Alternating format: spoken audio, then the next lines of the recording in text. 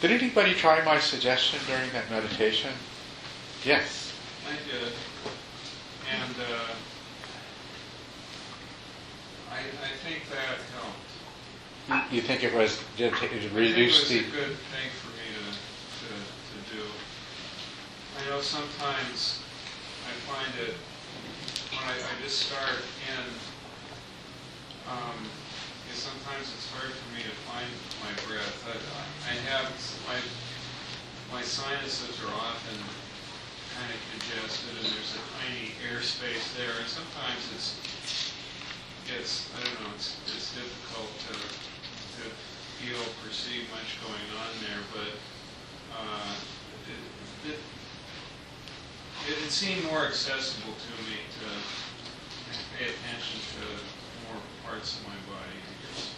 Well, good. That's really promising. So, if you could continue, try that some more. Yeah, try that some more, and give me some more feedback. Yeah. So lately, I have been having trouble concentrating for very long without wandering. Well, this is, when people have what I call monkey mind, where your mind just jumps from one thing to another and it just won't even stay still long enough to get lost in thought. You know that. I have always found that just taking body sensations as your meditation when you have monkey mind is really helpful. So that's where I basically used this method previously and found it to really be helpful. But I think it might be useful any of those other times when you're finding it a little more difficult to calm the mind and settle the mind. So, well, that's great. Anybody else try it? Yeah, I found that I didn't need it for very long this particular sit, but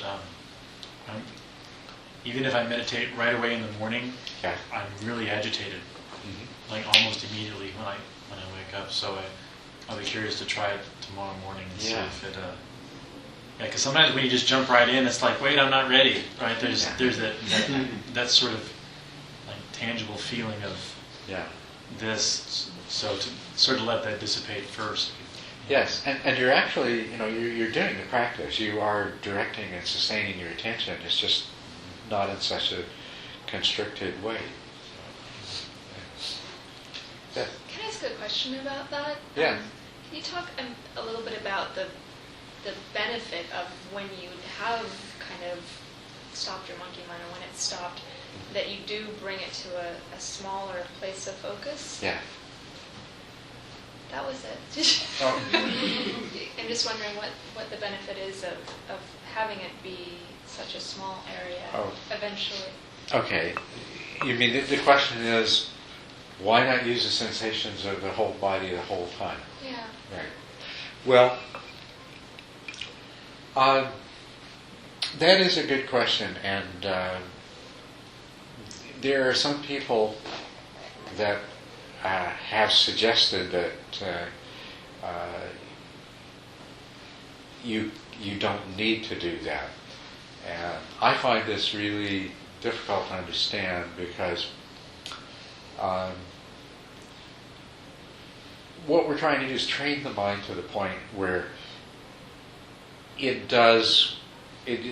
where the way your attention behaves is according to your intentions in the moment, so that you can practice in a very insightful way. And it's hard for me to see how you can get to that place without going through the intermediate stage, and it is just an intermediate stage, the being able to hold your attention at a single point, like on the sensations around your nose, which really isn't a single point, it's just a manner of speaking. But you see, where we're trying to get to is a place where basically all of the different mental processes that are ordinarily trying to do different things and go in different ways are all functioning together cohesively towards a single purpose.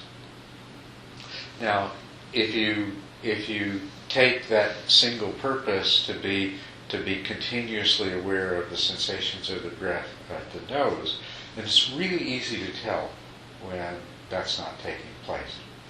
Whereas if you're just, you say, okay, I'm going to be aware of sensations in my body, period. I think, and I'm very interested in exploring this alternative theory, but I think what you're going to find is that you never really achieve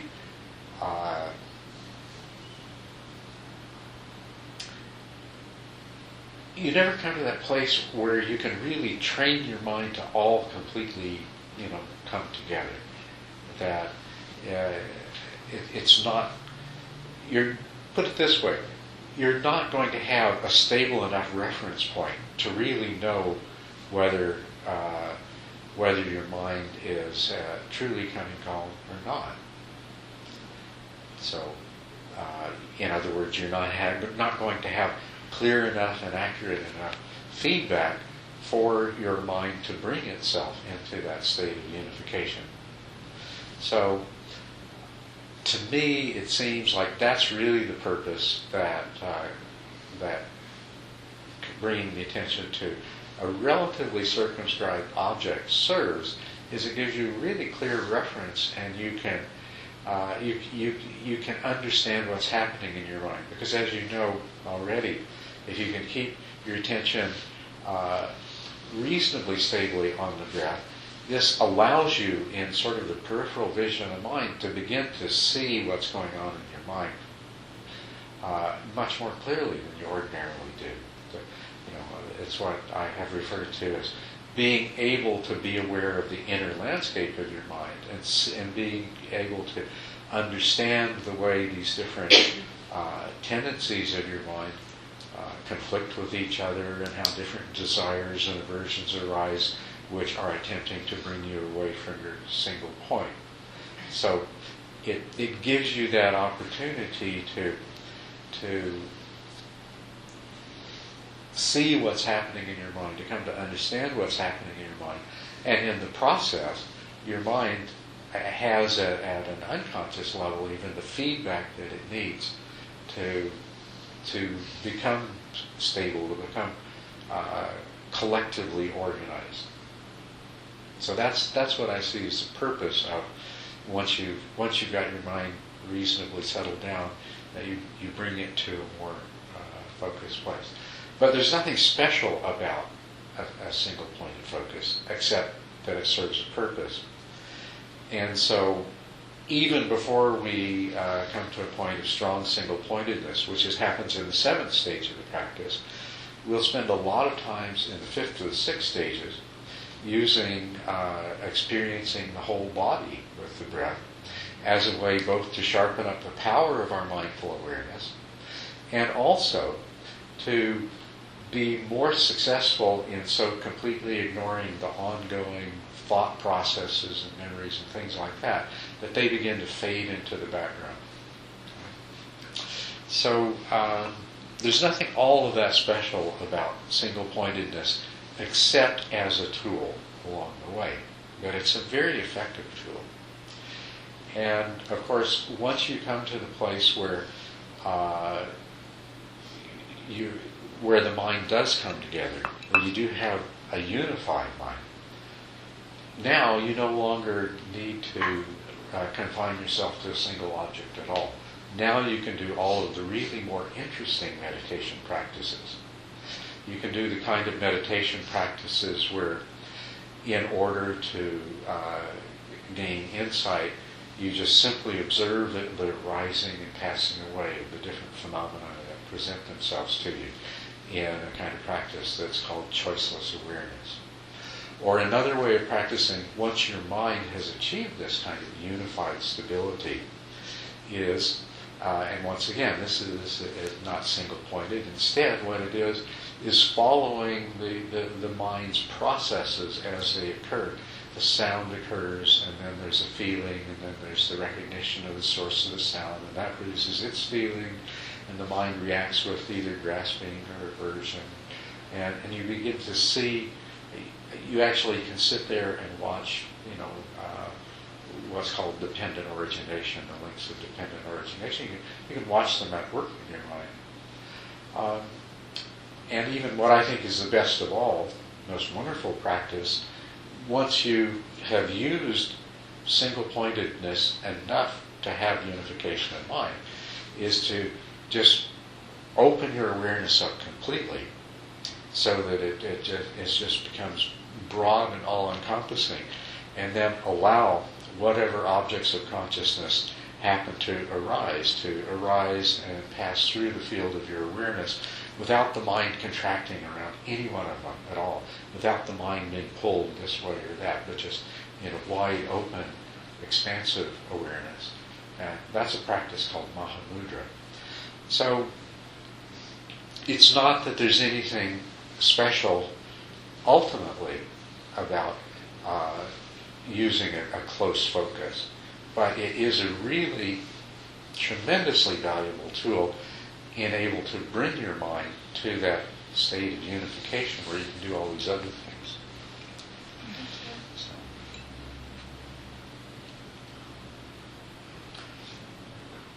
And I think probably all of you already, to some degree, recognize that, because when you have those times when, because you have been practicing to try to bring your attention to rest on a single object like the sensations of the breath, there will be you've had those occasions where your mind does settle down, where you do achieve a certain unification of mind, and you feel that great peace that settles over you, and that great clarity that opens up. That's the other thing when we talk about the power of mindful awareness. If we're thinking of our mind as being many different processes operating simultaneously, the power of your mindful awareness is proportional to how many of those processes are on target with the same task. Like experience that you had the other day that you told me about last night. When instead of your mind being divided in multitasking in all kinds of different ways, when it all comes together and focuses on the present moment and what's happening right now, there's this just absolutely incredible clarity and calm that comes with it. So that's what we're after.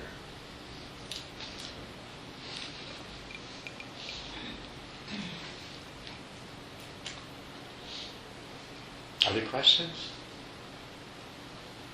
Yes? I was just going to say, you ever going to say? I'll be fast. I was just going to say I've been naturally tending towards using the body more recently, because my mind is, we were talking about this at the break, I've got a lot of stress right now, so it's much more difficult during my sits to be present, to convince myself of the value of my practice when I'm sitting and deciding not to just ruminate on the stuff I've been worrying about for the rest of the 23 and some odd hours of the day. So, yeah. So I've naturally been going back to using the body, because you suggested that before, not so much just depending on what stage you're at, but just in general. And I find, especially the way you're talking about it now, is that when my attention's really kind of scattered, to have several points of connection, it does seem that it grabs more of those little scattered parts more regularly, so that it's like, for whatever reason, that way of thinking about it really makes sense to me. But there is also that feeling like I don't have the same kind of reference as when the concentration is strong and I'm just using a single point. So it always has a little bit more of a sense of dullness, but at least I'm on task. Yes, right. But so it's a worthwhile compromise then. Especially where I'm at now, where the alternative is to go into pretty intense gross distraction most of the time. So I found that useful. Yes. Well, it's not much of a compromise, because if the alternative to taking a broader scope of awareness and staying on task, if the alternative to that is trying to be single-pointed and failing totally, it's not a bad compromise. It's actually pretty good, and it really is the principle of you practice according to what's happening in your mind at the moment, and whenever you need to, you use little tricks so that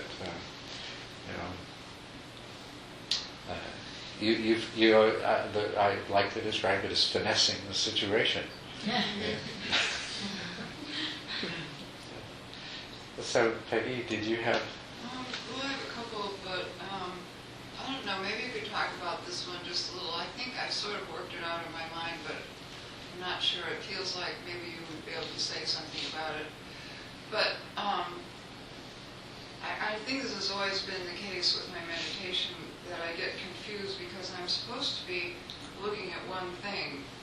That's what focus is, right? You focus on one thing. But the problem with that is that the one thing is constantly changing. So, and so I feel like I'm slipping on a banana peel all the time because you can't really look at one thing ever because there is no one thing. That's right, and that's a wonderful insight to realize there is no one thing. Well, I don't know if that's a question, or maybe you could just talk about that a little bit. Yeah. Well, Can you repeat her question? sorry. Can you summarize or repeat her question for the tape?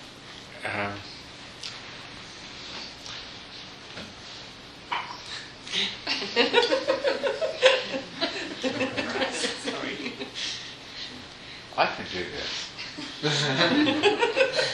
Just so you know, I was under anesthesia a few hours ago. But I can do this.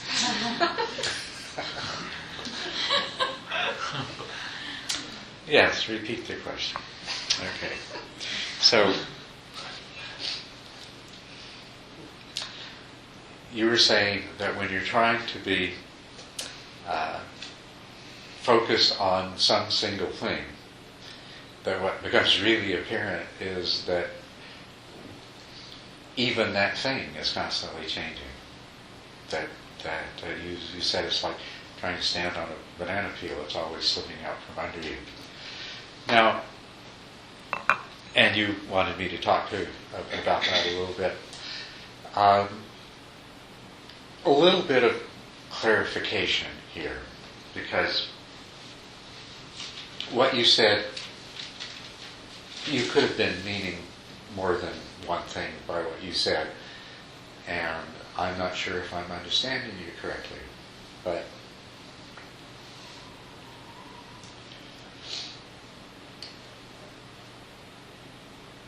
if you are practicing using the sensations of the breath as your meditation object, is that correct? And then are you speaking of a situation in which you are indeed succeeding in not having your mind go to random thoughts and daydreams and memories? Right, for the moment anyway. But at the same time, you recognize that these sensations of your breath, it's not one thing. It's not like you were looking at a rock and the rock was one stable thing. It's constantly changing, and it's changing in several different dimensions. That the sensations that make up your breath,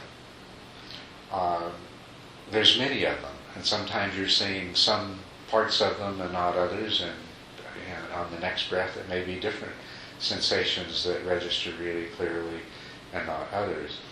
And that unless you're at a really focused and fairly advanced stage in your practice, sensations of the breath don't come by themselves. They come with all these thoughts and recognitions that even if you're completely with the breath, it's concepts and thoughts, not necessarily verbal thoughts, but thought-like formations about these sensations and about the breath that's happening at the same time.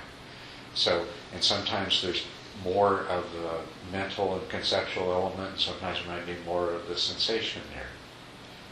Would that be an example of how it's... Yeah. Okay. The conceptual part's almost like a memory, because Yeah. it has to happen after the original input of Right. sensation. I mean, It comes distinctly afterwards, yes. There's a sensation. And actually, the sensation's gone by the time the concept gets there. Yeah. so, I mean, it's almost like your mind can't stop wandering no matter what.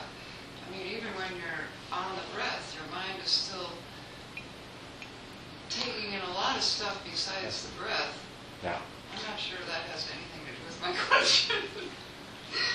I don't know what my question is. I think what happens is my mind starts to give up and let go, and I get this bigger picture. But I feel like at that point I've given up. You know, maybe I should be trying harder. No, but like you once said, you could make 12 observations about the in-breath, and it's sort of like, well, God, when my mind gives up and I just sort of let it happen, I certainly can't be asking what the temperature is and how fast it is, and I don't even know 12 things to ask about it. But I can think about, well, what colors is it reminding me of, or does it look like a flame in my mind right now, or I don't even know what my question is. That's all right. We'll figure out what your question is by the time we've answered it, I guess. but the important thing is that we're both clearly stating what it was you were referring to about how it's always changing. But there's so much there. Well, it's frustrating because Okay. I don't know how to look at it. Now there's a question. The frustrating. Why would this be frustrating? Because you don't know how to look like. That's because you're starting from the point of view that there must be some right way to look at it. And actually, you are looking at it in the right way. You are, instead of your mind going to in the space of whatever, say in the space of 10 minutes, instead of your mind going to all kinds of different things like planning dinner tomorrow and what to buy so-and-so for a Christmas present and everything else, and remembering something that you forgot to do, all that other kind of stuff. In this space of the 10 minutes, you're looking at, okay, here I am in the here and now, trying to notice one relatively simple thing of all of the different things that are going on in this present moment, that's just the breath, which it seems like should be so simple, but when I look at it, it's not. That's doing the right thing. That's meditating. You have succeeded in bringing your mind to enough of a focus that you can start to see beyond the expectation that, this is going to be a fairly simple, straightforward thing, and there must be some right way to do it, and once I sit down and pay attention, the right thing to do will be obvious, and instead you discover, wow, there's just nothing but flux and change here, and there's mental and there's physical, and there's just really nothing in here to grab onto. Now, that's insight. Because by extension, if that's true of what's going on with your breath in the moment, and if that's true of the dynamic processes that are taking place in your mind while trying to do such a simple task, essentially, this is what's going on all of the time, everywhere. Right? And I get upset about it. and rightly so. Rightly so. Because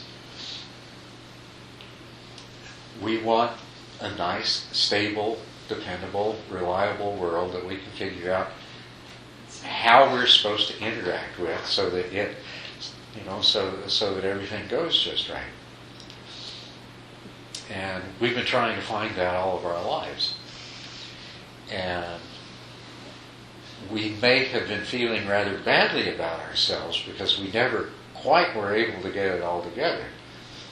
But if you think about it in the right way, what you've just discovered could give you a great sense of relief. At least it's not your fault. It's the way things really are at the root. Culadasa, is there an inherent difference in the way men and women think that gets expressed in how they experience their meditation? What came to me was that women have a much greater ability to multitask as a group than men do as a group. Yes. And they can pay attention to several things simultaneously. My blessing is that I don't do that. I can focus on one specific thing. My curse is that I can focus on one specific thing. Right. Yes. Well, in general and as a group, yeah, there are these kinds of differences between men and women. You know, as you say, that women are much better at multitasking, and men seem to have more of a predisposition to get, you might say, obsessively involved in the task at hand. To monotask, yes.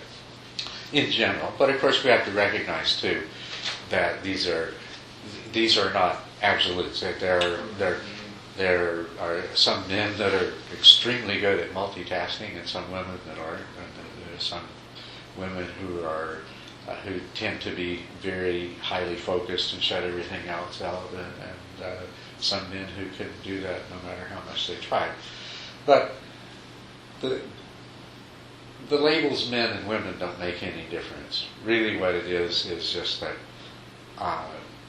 any given brain is going to function, more in one way as compared to another that functions more in another way.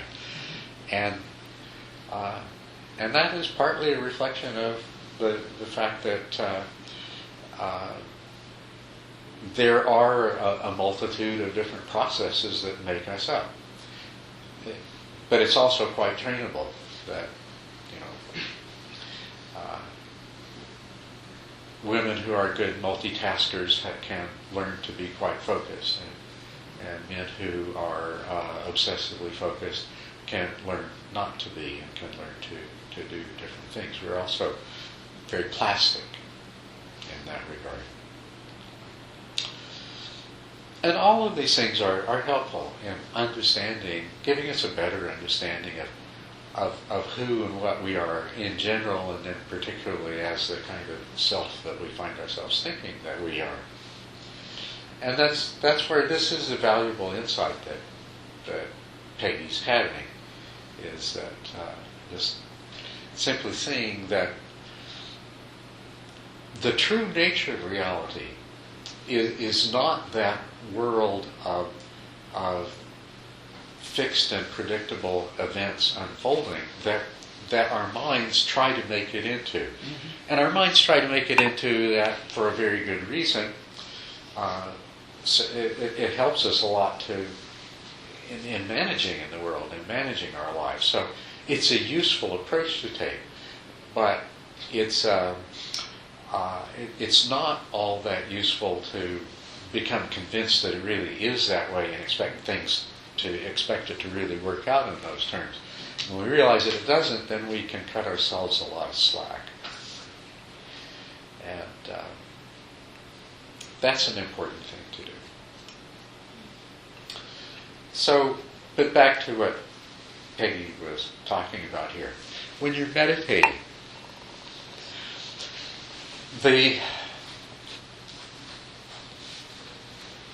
what is the right way to do it? What are we really trying to do? Well, what you really want to remember, the bottom line is that you're wanting to understand the way things really are, the way reality really is, and the way your mind really works.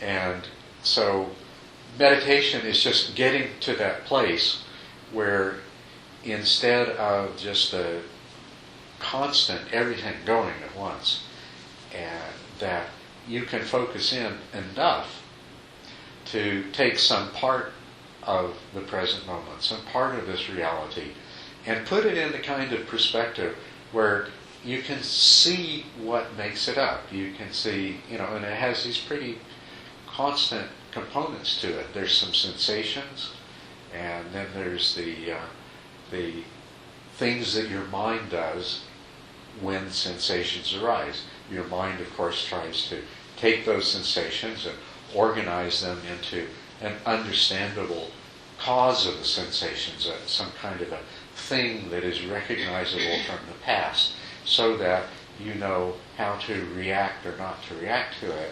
And of course, that how to react or not comes with a flavor of whether it's something that you like or don't like, and so forth. So when you can get to the point of just being with what's actually happening in the present moment, ever, with any object, the breath or anything, then that presents you with the opportunity to see things as they really are. And when you do, you start to see exactly the things that you were talking about. And you can, if you don't find yourself frustrated with them, then you can just relax and have more of an equanimity towards it, and okay, now it's starting to present itself to me the way it really is. It's not that you are supposed to be in control of your mind and not have the kinds of thoughts and associations and reactions to the sensations that you do. It's that now you can see exactly how your mind is behaving and what it's behaving in response to. Those sensations. I told you, you mentioned that I had told you that you could find probably without too much difficulty about 12 different things that consistently appear in the course of the in-breath. And you can, and you mentioned some of them, and you start doing that. Maybe you've only got up to 4 or 5 or 6, but whatever. It's not important. There's not a rule that says you have to find 12 things that consistently happen in every in-breath. It's that if you start looking to see if you can identify the different distinct sensations which repeat themselves in every in-breath, or almost every in-breath, it's going to lead you to the discovery that what there is just a constant flow of flux, of change. And even those distinct events that you are able to identify, these are just patterns in an unceasing flow that your mind has grabbed onto and says, there's one. Okay, there's when the air first hits my nose. Got that one.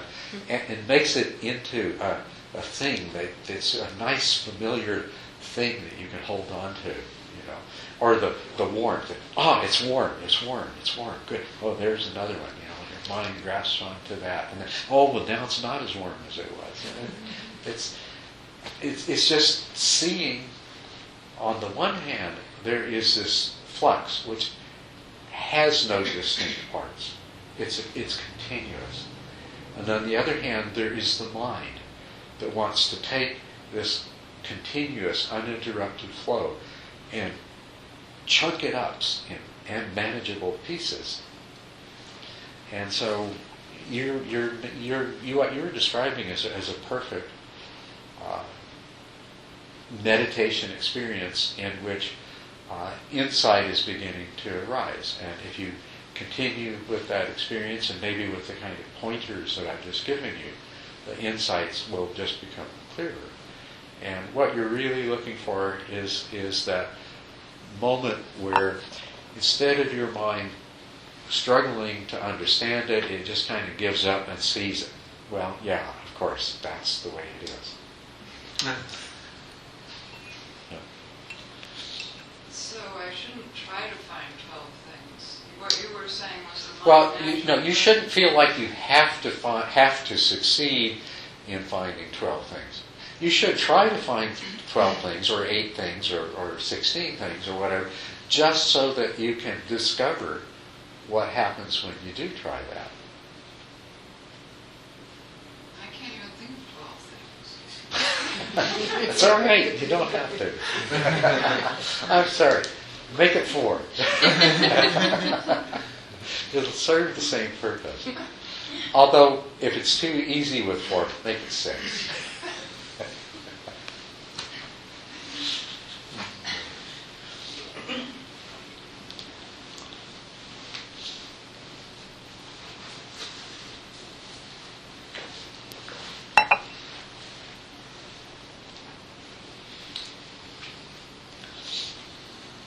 So it's interesting, we've had a couple of questions here, that one having to do with the ability to focus the mind, and then the other one here having to do with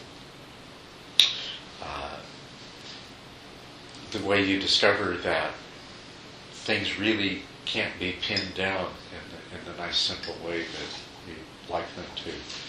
This is the, in other words, we've been talking about the concentration aspect of meditation, and then the next question brought us around to the insight aspect, which is really, the basic question that you might ask is, okay, so if I practice becoming aware of my breath, what am I going to get out of this? What's in it for me to spend my time doing this? And of course, the obvious answer is that you're going to have a calm mind and perhaps experience in the immediate present a certain degree of inner peace and tranquility if you succeed in doing that. But, and it's nice to have that, but really what we're after is getting to that place where we can begin to see things as they really are. Because when we understand things as we really are, then we can begin to interact with the world that we live in and the experiences that arise in a way that's going to be much more satisfying and rewarding to ourselves, with much less frustration and difficulty. So.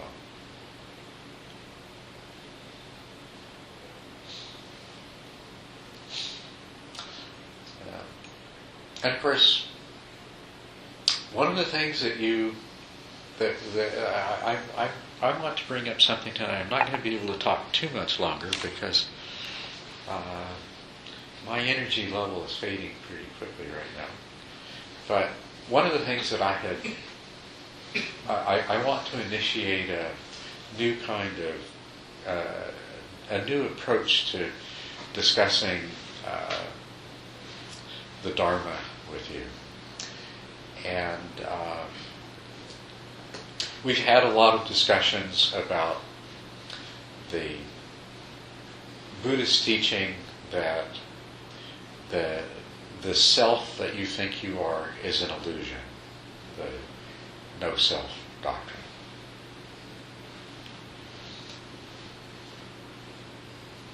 No self or no soul is another way it's put. And of course, a lot of this practice is helping us come to the place to recognize this truth about what we are. And in some of these discussions too, the question has come up, well, if there's no self, what about reincarnation? And of course, if you don't have a self, then the self that you think you are obviously can't be reincarnated. And so I wanted to take these same very, very helpful and useful truths that are normally stated in a more negative way. That you have no self, that everything is impermanent, and see if we start working with all exactly those same things, but from a more positive perspective. And I was going to call this soul creation. So what we need to do is to come to a place of recognizing that we have no soul in the sense, and that has to be recognized with a clear definition of whatever this soul or self is that we think we are. That a definition of it so that we can clearly see what's wrong with the way we normally think of that. But then I want to move beyond that to taking the understanding that we get from that to being able to make ourselves into that which we would like to be. In other words, to create in yourself a reasonable facsimile of the kind of soul or self that, if such a thing could exist, that you would like to be. Because that is also a very important part of the Dharma. To become the kind of person who has certain characteristics, who lives virtuously, who practices generosity and patience, who approaches their interactions with others through loving kindness and compassion. A person who experiences a person who is free from the pain and dissatisfaction of constantly being a separate self in contrast to a world of not self, and instead come to be a happy being who experiences themselves as a harmonious part, or experience themselves as a part of a harmonious whole in which they are interacting. So I'm too tired to go any further with this tonight, but that's the direction that I want to go in our discussions in the future. I'd like you, between now and next week, to think very seriously about the self that you think you are, or that you wish that you were, or in abstract terms, a self or a soul, what characteristics it has. And I'll give you the formal version of that just to take with you. That philosophically, psychologically, in other ways, if we analyze what it is that people refer to when they speak of their self or their soul, they expect that whatever that is, that it's unitary, that there's only one that you have. You are a singular self or soul. That it is enduring, relatively permanent, whether you believe it is eternal or whether it ceases to exist when the body dies is irrelevant. Everyone who thinks in terms of a self or a soul, transitory or impermanent, they are quite certain that it's been the same self or soul from the time of their birth to the present moment, and will be either forevermore or until it comes to its end. So it's a sort of permanence, enduringness. I call it enduringness rather than permanence or eternal soul, because I know that some people who are already past the expectation that they're going to have eternal existence as a self. But then the most deeply defining characteristic of a self or soul of all is the sense of separateness, of somehow being separate from and independent of everything that's not self, which of course brings this great burden of free will and responsibility for our action. So these would be three kind of abstract characteristics: the unity or singularity, the permanence or relative enduring quality or continuity of the self or soul, and then separateness. And then in terms of function, when people think of a self or soul, it's two functions.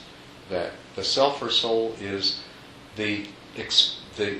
that which experiences things, right?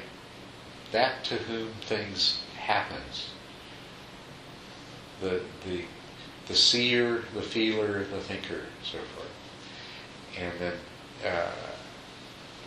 then the other part of it is that the function of a self or soul as we experience it is as the one who commits actions, who formulates intentions, who is the doer. So there's the experiencer and the doer. So if you could just think about these between now and next week, and then we could talk about them in terms of both in what sense when you look for that you don't find it, but also in the sense that what capacity do we have to in a sense create a soul or a self through our practice. Okay?